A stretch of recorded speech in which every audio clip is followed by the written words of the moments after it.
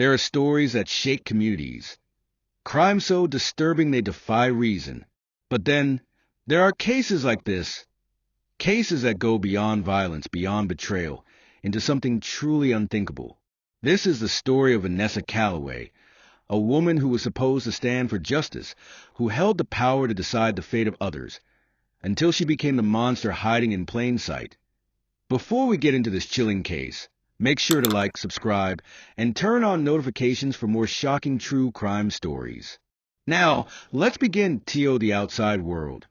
Vanessa Calloway had it all. A brilliant legal mind, a respected Chicago judge known for her ironclad rulings and unwavering sense of justice. A woman whose very presence commanded a courtroom. At home, she played the role of a devoted wife to Dr. Nathan Calloway, a highly successful surgeon. Together, they were seen as a power couple, respected, admired, even envied. Their two children, Isabella, 17, and Jacob, 15, were the perfect reflection of their privileged life, raised in wealth and discipline. But Vanessa carried a past that few people knew. Years ago, she lost her parents in a devastating car crash, a tragedy that left her as the sole guardian of her younger brother, Ryan, who was only 10 years old at the time. To everyone around her, she was the picture of strength, a sister who stepped up when the world turned cruel. But there was another side to Vanessa, a side no one saw, a side built not on justice, but on control. And when the truth about what was happening behind closed doors started creeping to the surface, she did the unthinkable. What started as a well-crafted illusion of perfection would soon collapse into a night of absolute horror, one that left an entire family dead. Stay with me. This is one of the darkest cases you'll ever hear. Ryan Calloway had always been a quiet boy, thoughtful, observant, a child who had learned early that life could be taken away in an instant. When he was just 10 years old, his world was turned upside down. A car crash took his parents, leaving him with no one except Vanessa, his older sister, his protector, his new guardian. For the first few years, he did what he was told. Vanessa was strict, but she gave him structure. She kept him focused. She made sure he had everything he needed: good clothes, the best schools, a home, and a safe neighborhood. But as the years passed, things began to shift. Ryan, now 15, wasn't the same boy he had been when she took him in. He wasn't just her little brother anymore. He was taller, stronger. His voice had deepened, and he had started to notice things that didn't feel right. At school, his teachers grew concerned. His grades, once exceptional, had started slipping. His attention drifted. He no longer stayed after class to talk about history or science. His once eager curiosity had faded into silence. His friends saw the change too. Ryan, who used to be the first to crack a joke or throw a football, now barely spoke. He avoided group outings, made excuses to stay home. When they asked him what was wrong, he would shrug and force a smile. But the light in his eyes was gone home. The tension was something he carried like a weight on his chest. The way Vanessa spoke to him, the way she watched him, the way she controlled every aspect of his life. It was suffocating. And yet no one knew just how deep it went. No one knew what he had been keeping inside, except for his journal. The pages were filled with thoughts he couldn't say out loud. Fear, confusion, desperation. He wrote late at night, when the house was quiet, when the walls felt like they were closing in. He wrote about wanting to run, about feeling trapped, about things he didn't understand but knew weren't right. But no one ever read those pages at N01 until it was too late. One night, Vanessa sat alone in the bathroom, staring at the test in her hands. The result was clear, positive. The room around her felt like it was closing in, her heartbeat loud in her ears. There was no question about who the father was. Ryan, that moment, everything changed her world, his world. And soon, the lives of everyone in that house would be at risk. Ryan couldn't breathe. The walls of the house, the very place that was supposed to be his home, felt like a prison closing in around him. His hands shook as he paced his room, his mind racing, his body tense with panic. "This has to stop," he told her, his voice barely steady. He didn't care if she was his sister, his guardian. He couldn't do this anymore. "We have to tell someone," but Vanessa didn't flinch. She didn't panic. She just watched him, her expression calm in a way that made his stomach turn. "Tell who?" she asked softly. "And say what?" He opened his mouth, but no words came out. She took a slow step toward him, her voice low, measured, careful. "You think they'll believe you? That they'll understand?" she asked. "Ryan, you know what happens if this gets out. You'll be taken away, locked up. They'll say you're sick, that you ruined my life, that you ruined this family." He felt sick. The room was spinning. "No," he whispered. "That's not true." But even as he said it, doubt crept in. She had always known what to say, how to make him question himself. Vanessa stepped closer, pressing a hand to his cheek. "You trust me, don't you?" His whole life, she had been the one in charge, the one who made sure he had food, clothes, a place to live. He had trusted her. He had believed that she would always protect him. But now, he wasn't sure anymore. That night, he barely slept. He lay awake staring at the ceiling, his heart pounding in his chest. The next morning, something inside him changed. He avoided her, refused to meet her eyes. If she called his name, he made an excuse. He left the room. He was done letting her control him. And she noticed. Vanessa was used to obedience. She was used to having control. The more he pulled away, the more she felt it slipping through her fingers, and she couldn't let that happen. She had spent years building the perfect life, a respected judge, a loving wife, a devoted mother. If Ryan turned against her, if he told someone what had been happening, it would all be over.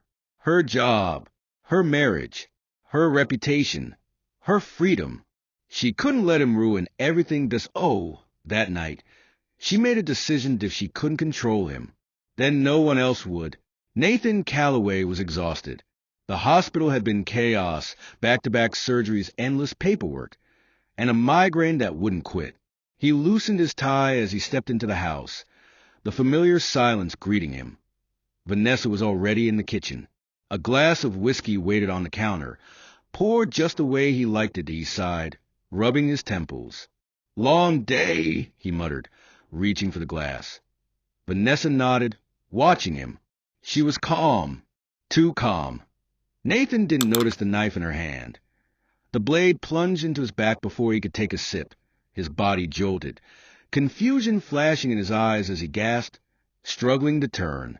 But before he could react, she yanked the knife out and drove it in again, deep into his ribs. His knees buckled.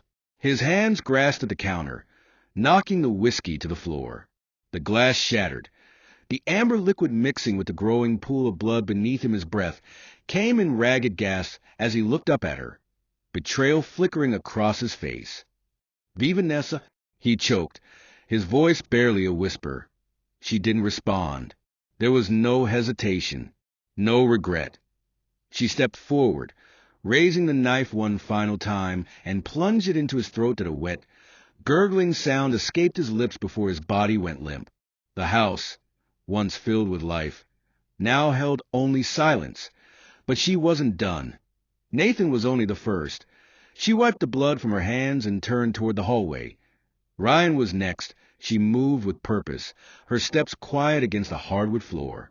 She pushed open his bedroom door, finding him sitting on the edge of his bed, his back to her. His head was down, his hands clasped together. He had been waiting for this moment. "I know what you did," he said, his voice hollow. She took a step closer. "Ryan, you don't understand." He let out a dry laugh, shaking his head. "I do." She sat beside him, her tone soft, gentle, like it had been in the beginning. "I never wanted to hurt you." He swallowed hard. He was tired. He had been fighting for so long, trying to break free, but he had never stood a chance. She reached up, brushing his hair back. "You were always my special boy." His whole body tensed, and then in one swift motion, she pushed him back onto the mattress, Grabbing the pillow beside him, he struggled instantly, his hands clawing at her arms, his legs kicking out in desperation. But she was stronger. His muffled screams filled the room, growing weaker by the second. 2 minutes passed. Then 3, then silence. She smoothed his hair down, kissed his forehead, and whispered, "You'll always belong to me." Ryan Calloway was gone, but she still had work to do. She moved to Isabella's room. The 17-year-old was fast asleep, unaware of what was coming. There was no hesitation this time. No words. No warnings. The pillow pressed down at a sharp intake of breath. A struggle that lasted only moments. WY 12:43 a.m. Isabella was dead. The last was Jacob, just 15, the baby of the family. He had always been the easiest to love. Sweet. Loyal. He barely had time to wake up before the pillow covered his face. At BY 12:51 a.m., the entire Calloway family was dead. And Vanessa Calloway, she didn't shed a single tear. Vanessa stood outside, a safe distance from the house, watching as flames licked the walls, turning memories to ash. The heat radiated against her skin, but she didn't move. She just stood there, arms crossed, eyes cold, waiting for the fire to do what it needed to do. Erase everything. The gasoline had soaked into the carpets, the furniture, the bedsheets. Every trace of blood, every fingerprint, every piece of damning evidence gone. Thick black smoke billowed into the sky, curling into the night, like a final farewell to the life she had spent years perfecting. The sirens came fast, the flashing lights cutting through the darkness. Firefighters leaped from their trucks, shouting orders, unrolling hoses, but it was too late.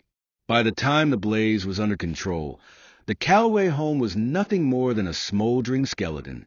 The investigators arrived next, combing through the wreckage, their faces grim. The bodies, barely recognizable, were recovered one by one. At first, it looked like a tragic accident, a gas leak, maybe, a faulty electrical wire, something unpredictable, something no one could have stopped. But then, the questions started and Nathan's remains told a different story. The stab wounds weren't from falling debris. They were clean, deliberate, precise. The children's lungs showed no signs of smoke inhalation. They hadn't burned alive. They were already dead before the fire began. And then, there was Vanessa. No burns. No smoke damage in her lungs. No frantic 911 call reporting a fire. She had an explanation, of course. She had been out for a late-night drive, clearing her head. She had come back to find her home engulfed in flames, her family gone. She told the story well. She had always been a master at controlling a narrative. But this wasn't a courtroom, and the truth was about to catch up to her. Detectives worked through the ashes, piecing together what should have been a straightforward tragedy.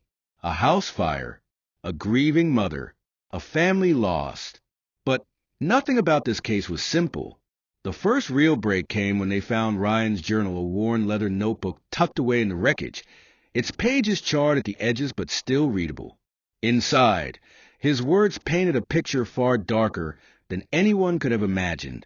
"I feel sick. I want to run. I want to scream. But what's the point? No one would believe me." Page after page, his entries traced the twisted path of fear, control, and something even worse. He had begged for it to stop. He had tried to pull away. And when he realized there was no escape, he wrote about the only thing he could do: wait. The journal alone was disturbing.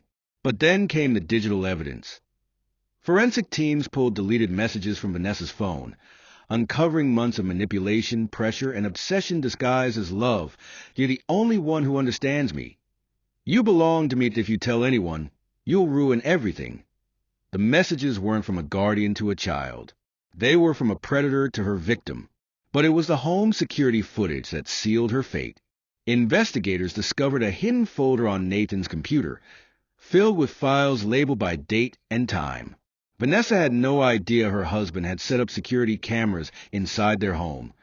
The footage showed everything. Her late-night visits to Ryan's room, the control, the fear in his eyes, the way he flinched when she touched him. And then, the night of the murders, Nathan's final moments, caught on grainy black and white video, his body hitting the floor, Vanessa standing over him, the methodical way she moved from room to room, eliminating every loose end. There was no way out of this. Vanessa was arrested 4 days after the fire. During her interrogation, she didn't cry. She didn't beg. She didn't deny a single thing. She confessed in chilling detail, as if she were reading from a case file. She described her actions with the same precision she once used in the courtroom, laying out each step, each decision, with an eerie calm. When asked why she did it, she had only one answer. I had to. She showed no remorse, no regret, no guilt. And when the trial came, the jury didn't deliberate for long. Vanessa Calloway, once a respected judge, a wife, a mother, was sentenced to life in prison without the possibility of parole. The woman who had spent her career passing judgment on others would now spend the rest of her life behind bars, haunted by the family she destroyed. Ryan never had a chance.